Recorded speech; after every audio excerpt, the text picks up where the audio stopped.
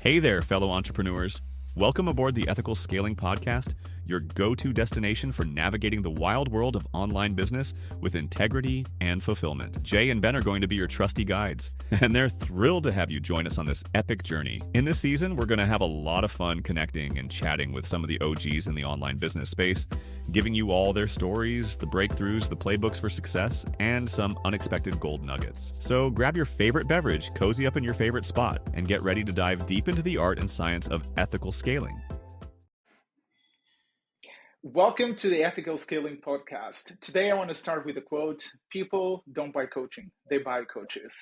And no one is going to be better to explain that than Taki. Taki Moore, welcome to the podcast. I was so excited when we think about masters of the game and OGs. There is no one else I can think of than the founder of the $1 million coach. Yeah. The oldest G, if you want to call it like that. Representing. I think the people from 1925 called and they asked me to come back. Under 25, it's not the podcast with people under 25. It's not what we're doing. That's great.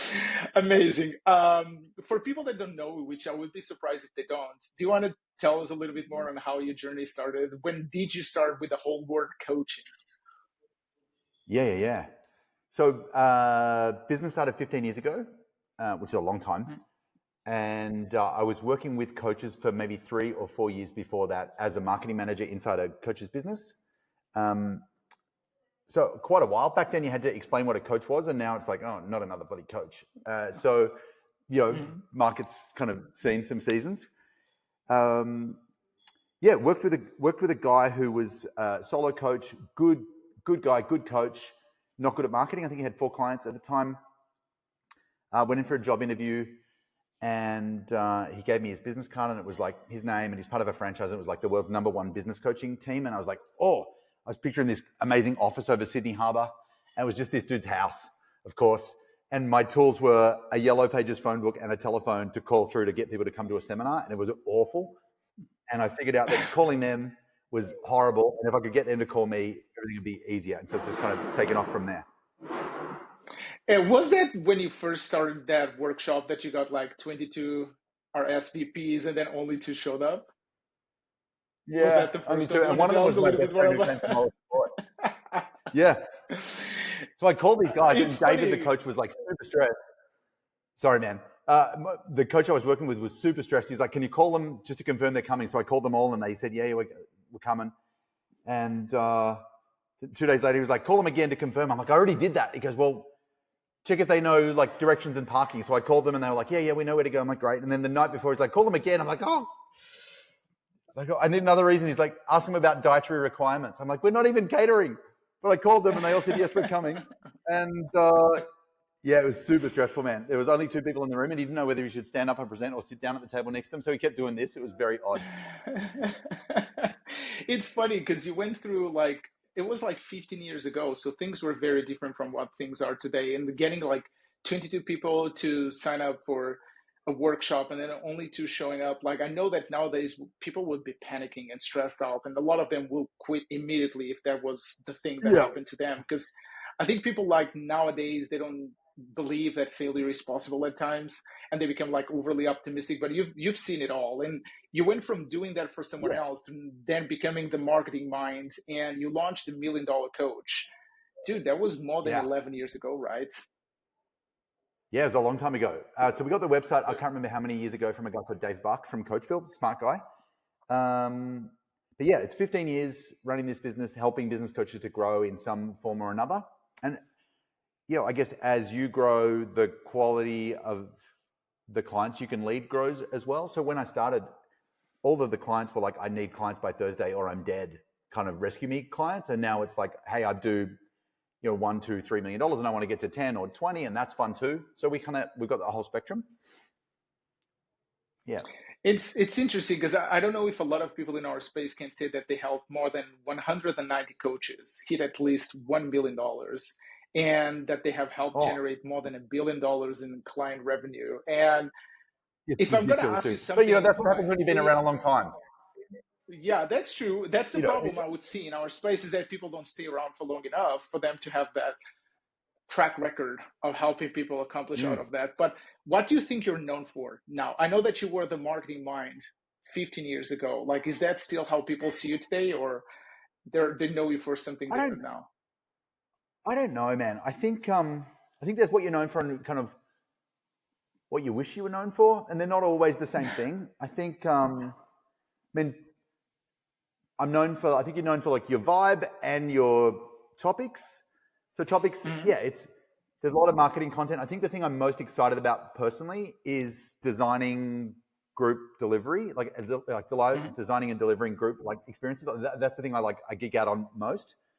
I love marketing that feels like content and content that moves people into action. And so I think about marketing and content as kind of two sides of the same coin. I like selling that feels like not selling a lot.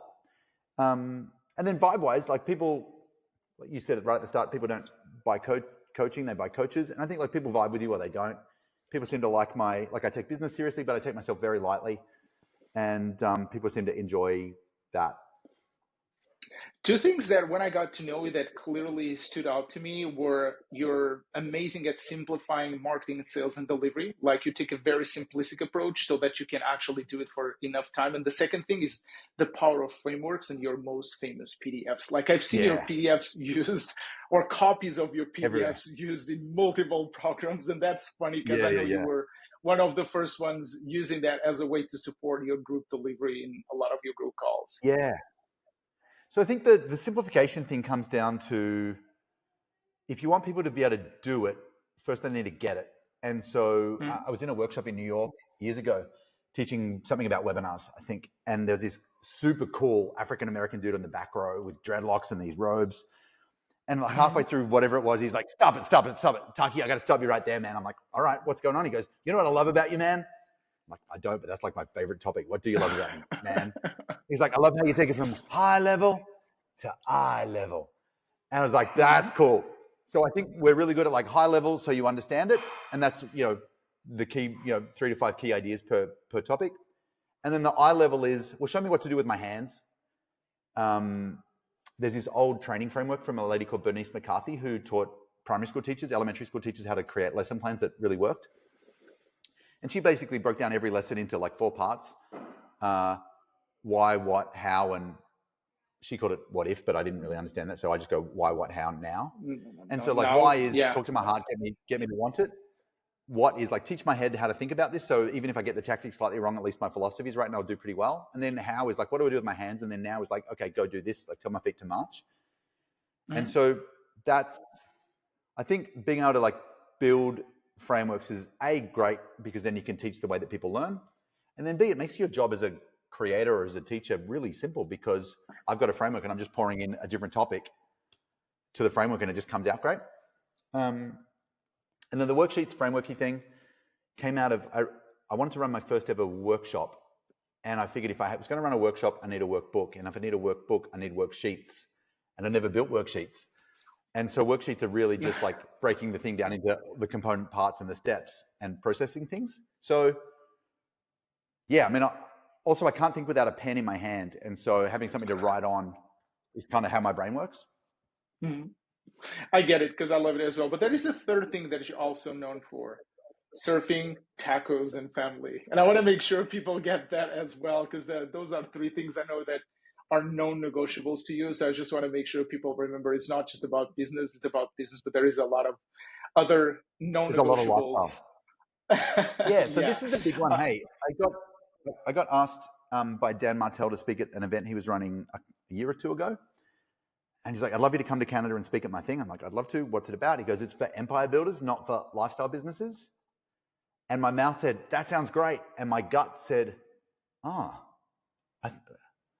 can't you have both?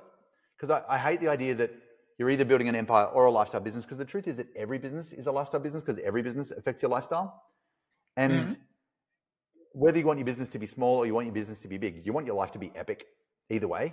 And so I'm obsessed with how do we build a lifestyle empire where as the business gets bigger, life gets better at the same time. And otherwise you're constantly compromising.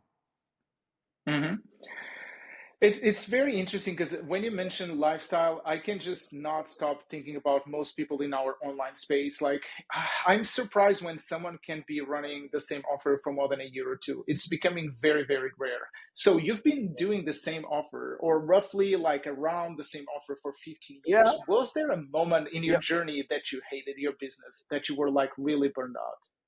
Yeah. Yeah. 2.5, 3 years ago, 100%.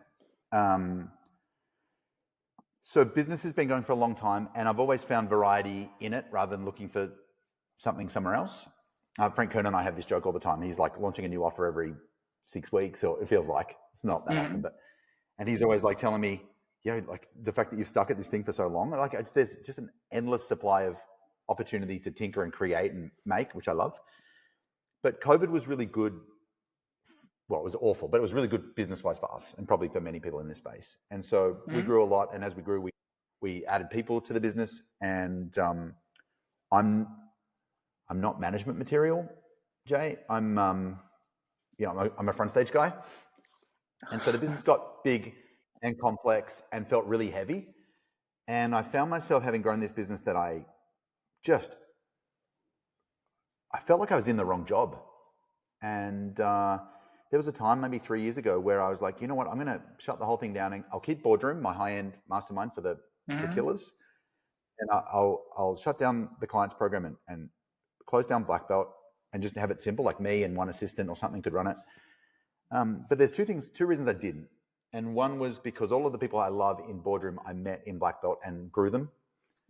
I was like, well, if it's just about me, maybe that works, but I love helping people grow and do the journey. And then secondly, I could never run a solo business because I'm a team guy. I'm shit by myself, but I'm great with a good squad. And so it ended up being mostly I was in I think the business was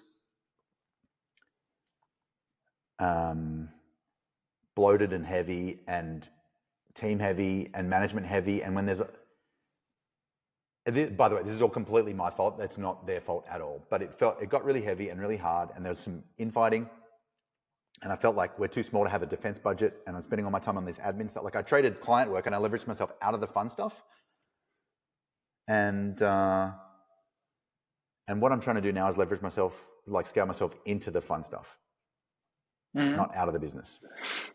And so, and how did you redesign that's what I was going to ask. Like, how much did it change from a team perspective? It's a completely different business. So the client experience is significantly better, but the how it feels to operate for me inside the business feels like a completely different company. We've gone from a team of 33 to a team of 8. We had a sales team of 9, and now we have a sales team of 0, and we're outselling the sales team with no salespeople. Like no one in chat, no one on calls, nothing. The team's lean. The team's lean. It's higher touch. The quality of the people is better. The internal team, like the client-facing team, I think is been upgraded quite a lot. And I think it was like, what kind of a business do I want to run? I've always seen myself, frankly, more like an artist than an entrepreneur, than a business person. And so all of the books about goals and visions and targets and scaling up and team meetings, none of that ever resonated. It always felt like yuck. And so I'm just building the thing that I actually wanted instead of the thing that I thought I was meant to want. Going through all of that, what would be your advice for any successful business owner that is secretly dreading Mondays? Yeah. So I think it starts with what's your dream role and being clear about what you want. Like, I don't mean, you don't have to be crystal clear, but like directionally, we've all got a vibe and we always know it's either more of this or less of that. And if you feel it, ignoring it is just a terrible idea because you end up suppressing and resenting. And if growing the business, like if more of what you've got feels like pain, you just would never grow. And so I think staying still is not a fun spot to be. And so if you want to grow, you need to be growing something that you actually love. And so I think the only piece of advice, there's lots of tactical stuff, but the big mindset is There's nothing more powerful than somebody who's admitted what they actually want. And then the moment you say it out loud, That's then big. you've got to do something about it. That's big. That's really, really big. And I want to make sure that people get some actionable frameworks. 'Cause, I mean, you're known for frameworks. So I want to make sure we can give them some actionable frameworks. And there were 3 things that I wrote down that I know you're known for, and you can give them some really cool ideas in a short period of time. The 3 things I wrote down are how you envision group coaching and event design. Those are 1/2 things you're known for really, really well. Selling without sales calls, which I think people are not prepared to hear the way you look at sales. That is very different from what everyone is doing out there. And then simplifying to scale and how to think about scaling without bloating whatever you're doing. So let's go one by one and just give people some really good gold nuggets. How do you think about group coaching and event design when you think about like delivery and events and things like that? Okay, so I mean, they're very related, but they're also quite different. So let's talk about what I think group coaching's job is, or all coaching's job is, and then we might dig into an event specifically because I think you'll see a bunch of that pop in. So I think coaching is about momentum, and so everything we do coaching-wise, whether it's training or it's group, Q&A style or whatever, I think its job is to create momentum where it's been lacking and maximize it where it's there.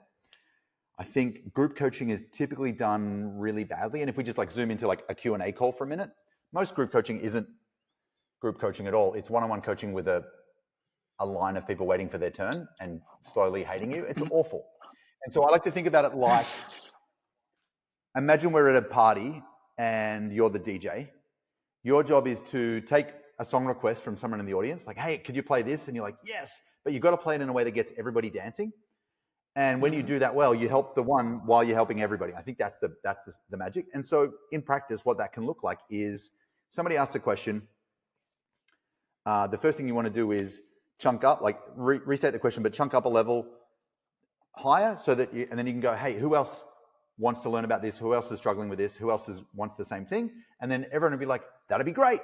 And then we can drop back down and help the person with their tactic and then zoom back up and extrapolate the meta lessons and then go, what part about that was most helpful for you? And I often say that I'm not talking to you, I'm talking through you to the others. Can you hear me okay? Got it. Yeah, it was a little bit choppy, but I think we're good. I just throw a little thing saying trying to reconnect. Here's what I'm going to do.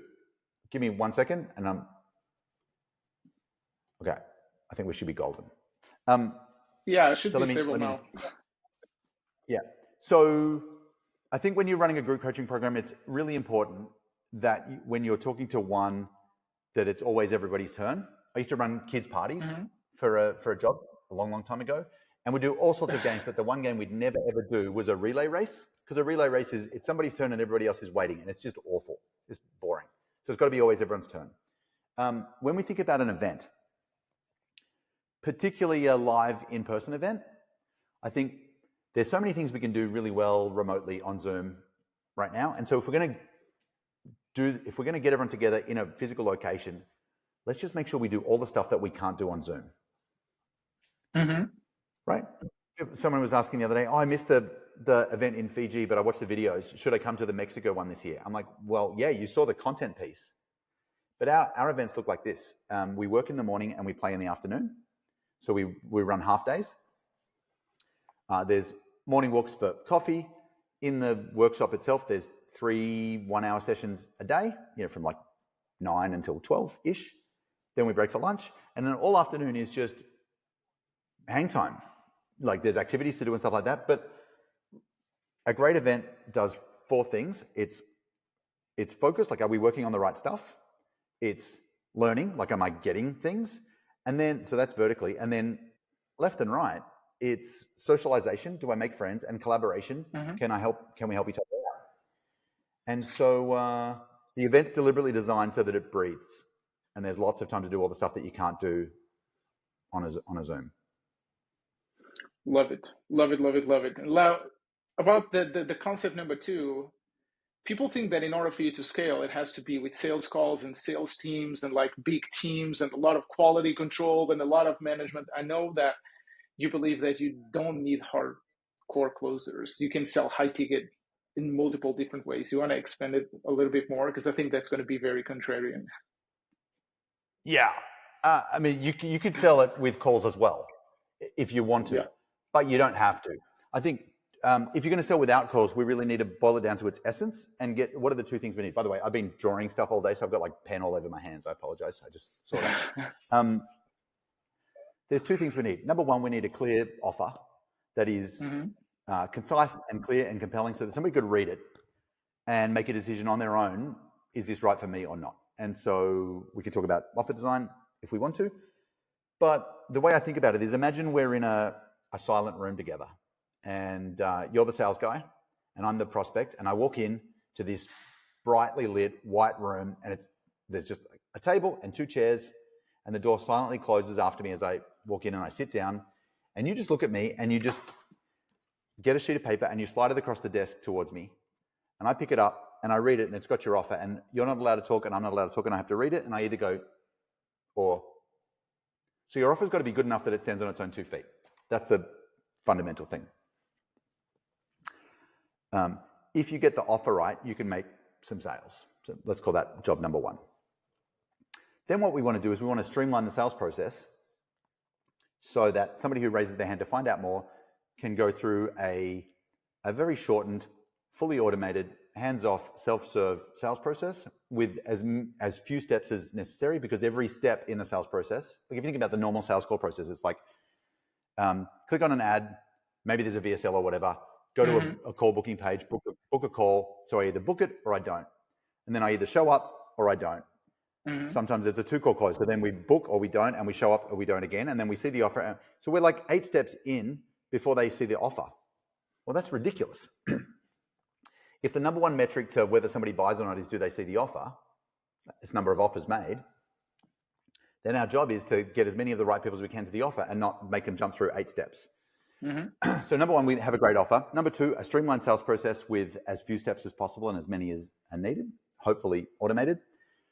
And the third thing that really makes this pop, because if you've got a great offer, we can make some sales. If we've got a streamlined process, we've got a process that can handle volume. How do we get the volume?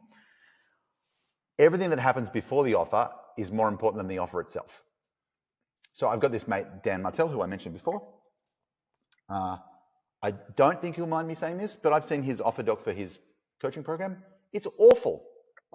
It's literally the lamest thing I've ever seen. I've told him this. So yeah, it's terrible. It's just like a bullet list of non-exciting facts. But it sells like crazy. Why? Because Dan is famous on the freaking internet, man. Because he's publishing content and he's shooting videos and he's da-da-da. So all the marketing's happened, like the sales has happened before they even see the thing. And so we either have to get really good at convincing or we build up demand. And so, I mean, this year, for example, last year I leaned into writing, and we've been emailing every day, and they're fun and they're useful. And this year I've added YouTube on top of that. And they're just designed to increase the number of minutes that somebody spends on my brand, so that then if marketing is good, then sales is easy. It's interesting because everyone is so focused on the performance funnel, and sometimes it's not as easy to measure when you go down that route of building content, building a social presence, building that trust, building that authority. Because it's, again, why? Because it's a long game. I think that's the challenge for most people. I mean, because it's a long like game. we launched YouTube 6 weeks ago, 5 weeks ago.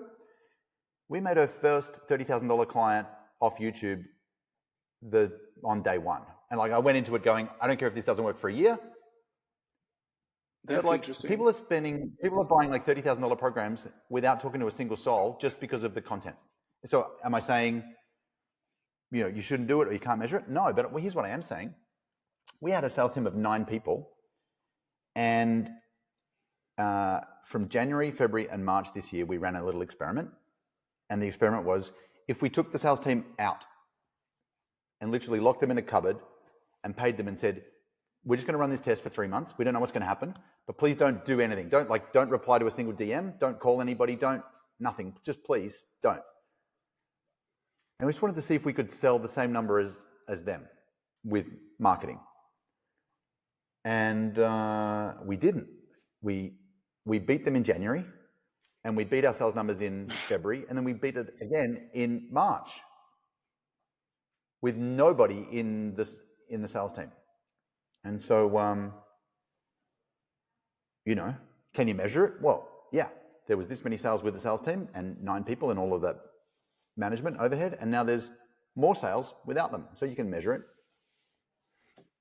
That's very interesting, because I mean, I've been talking about it for ages, that I do see the market going back to what it was before, when you were able to sell like 4 or 5 digit sales through a webinar or through content, because that happened 10 years ago. But again, the market got really sophisticated and it got harder and harder due to high skepticism to get people to buy those things. But I think we're defaulting back to what worked before, like your authenticity, your ability to show what you stand for and your values and your non-negotiables, your content, your expertise is actually, I feel like it's working again. I've seen like a few people making it work, and it's kind of the way we approach things as well. Like, I don't want to be here hard selling people if I know that my ideal clients don't need to be hard sold on anything.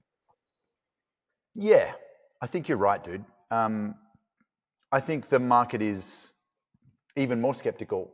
I think the market is noisier than it ever has been. The prospects are definitely more skeptical because they've all bought stuff before and been burnt or not had a good experience or not got the results or whatever. And so the way that we solved that in the past was we just got better at the selling mechanism. So we built webinars, and then we built sales calls, and then we built sales teams or sales events. And so it's still the same job. It's just, are we doing the selling in the sales process, or are we doing the selling in the marketing process beforehand?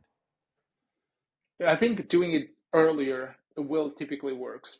It typically works from what I've seen, and it's working much better now. And I think the YouTube as well is rewarding new creators, because YouTube wants to grow the platform again, because they lost some momentum for a while. They were not giving people a lot of organic reach, and now they're giving new creators more organic reach. Why? Well, this is just my idea. I'm not sure if that's the reason, but my understanding is that a lot of these AI/LLMs, large language models, they need content to become smarter. And if Google wants to make their LLM the best LLM on planet, there is no better way to have a knowledge database than creators creating content in their platform.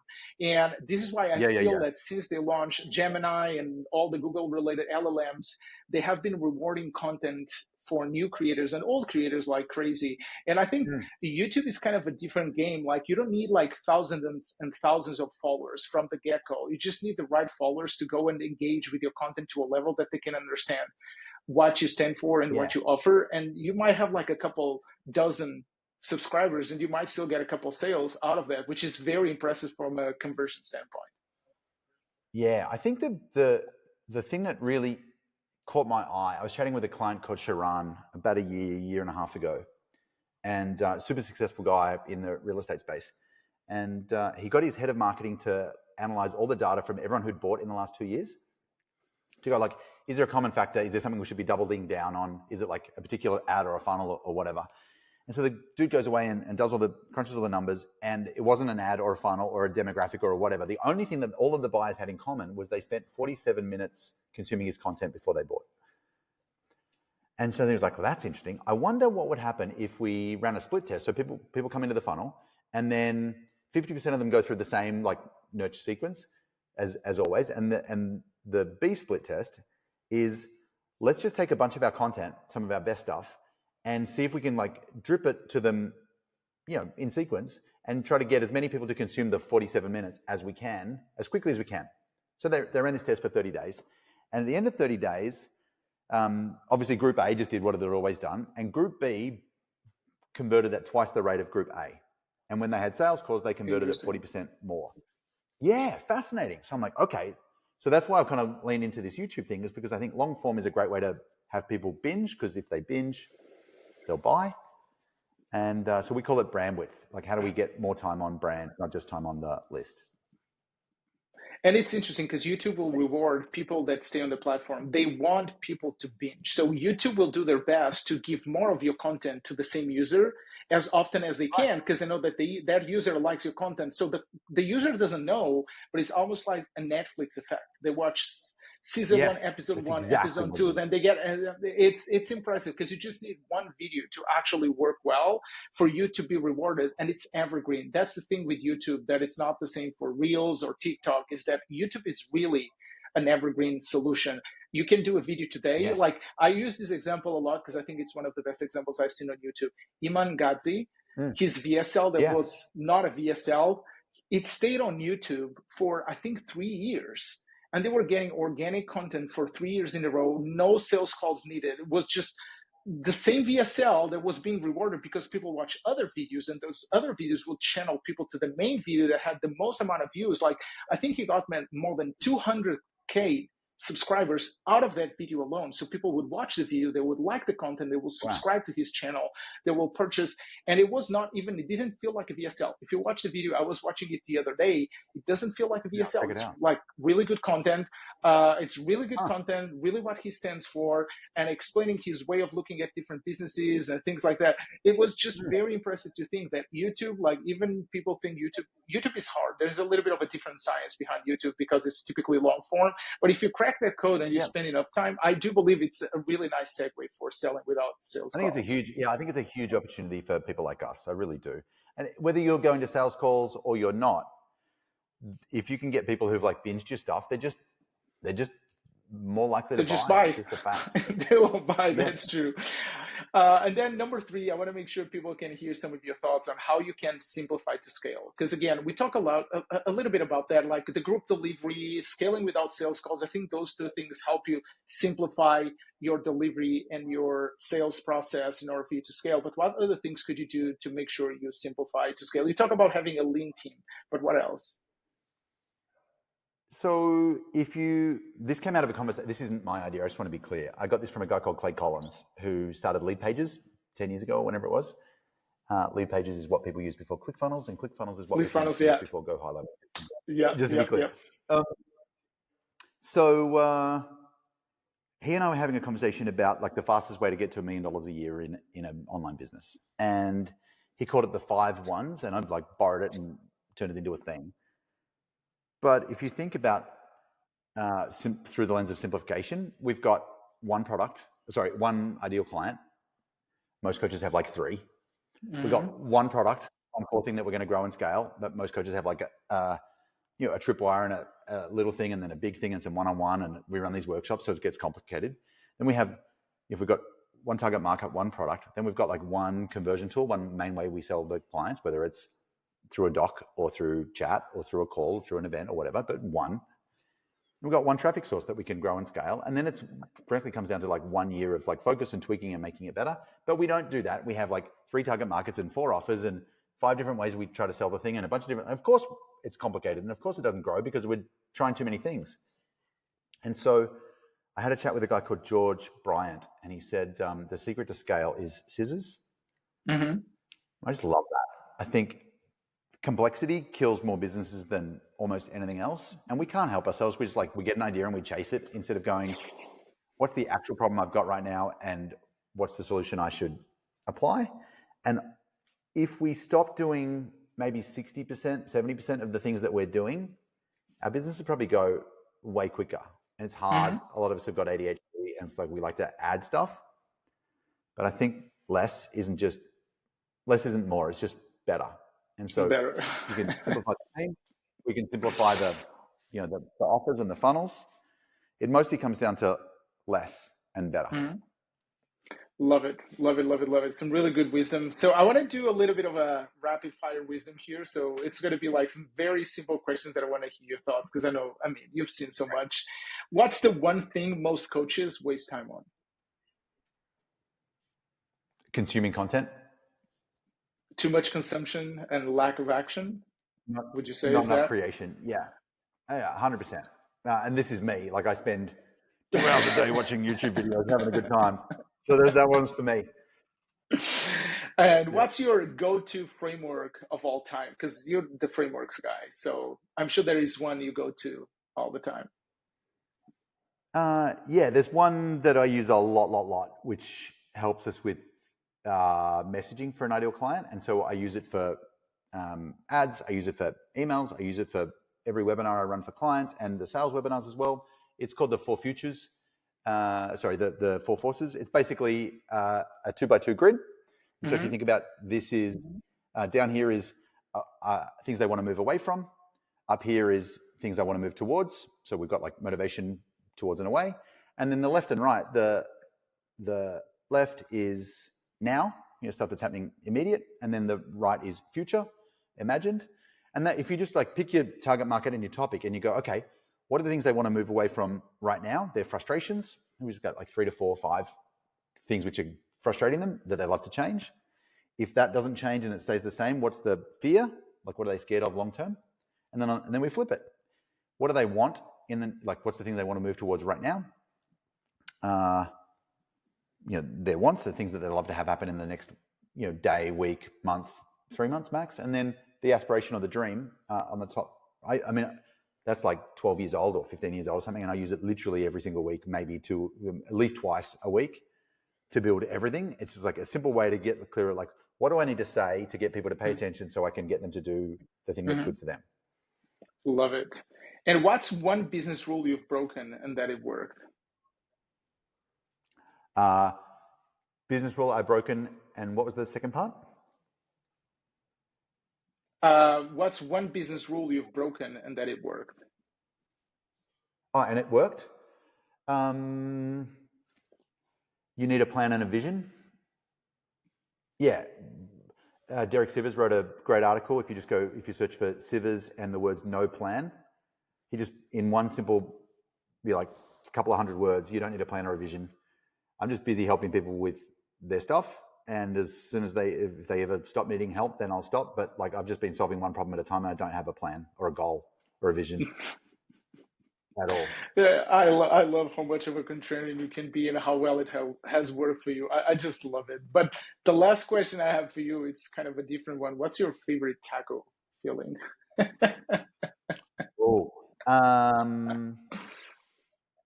Okay. So it's not just my favorite taco, but it's my favorite taco from a particular shop. So on Instagram, there's a company in Los Angeles called Angels Tijuana Tacos. I learned about this after a podcast episode. A guy told me his favorite shop and I went there. It's like a food truck. And on Instagram, I don't think they're allowed to I don't think they've got government permission to be where they are. And so every day on Instagram, they just post their location and you go there. So we trekked like 40 minutes across town to get to the spot where they were. And as we got there, the police had just arrived and they were randomly throwing everything into the truck and driving away. We had to chase them to the next location.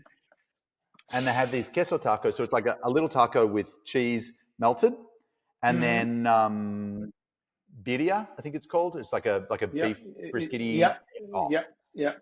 Birria tacos. Yeah, those ones are amazing. I love them as well. And they use like a specific pepper. Yeah, they use a specific type of pepper to just get it done. That's amazing. Cheesy. I'm sure that's a good option. I'll have to give it a try. If people want to connect with you and know more about your stuff, I know you mentioned YouTube. What would be the easiest way for people to get to know you a little bit better? Yeah, YouTube or Instagram. Okay. Yeah, just Taki more on YouTube or Instagram. Instagram if you like short stuff. YouTube if you want something a bit deeper and longer. Both fun, both useful. Cool. Love it. I will make sure we leave all the links in the description so people don't need to search because, people don't want to search. They can just click and watch a little bit more. Thank you. There is another last quote from you that I would love you to just expand on that before we wrap up. Sure. Permits girth. I've heard that from you. I think I heard that from you somewhere, which is basically your way of saying allow yourself to live in abundance. But correct me if I'm wrong. Correct me if I got the wrong source. No, I'm really sorry, man. The line went super weird, and I got permit, and then I didn't hear the rest. What was the quote? Permits girth. I don't think that's me, but it sounds great. I don't know what that means. It's basically like you're one of the things I've heard you say multiple times. Give yourself permission to live the life you want in abundance, the growth, the expansion, without being necessarily overly attached to that vision and goals and revenue numbers, and the ability of knowing your non-negotiables and your ability to stay connected to your values, your mission, your own mission, not necessarily a vision for the company, but the mission, the people you want to help and what you stand for. Yeah, I think that's true. So we've got this amazing woman on our team. She's super talented and joined us maybe a year ago. Her name's Tony. And she was like, hey, so what are the revenue and profit targets for the company so I can like reverse engineer the structure? She's like in a very senior role. I'm like, honestly, I've never thought about the money. And I know like it's easy for like a rich guy to say that. The only time I've had a money goal was when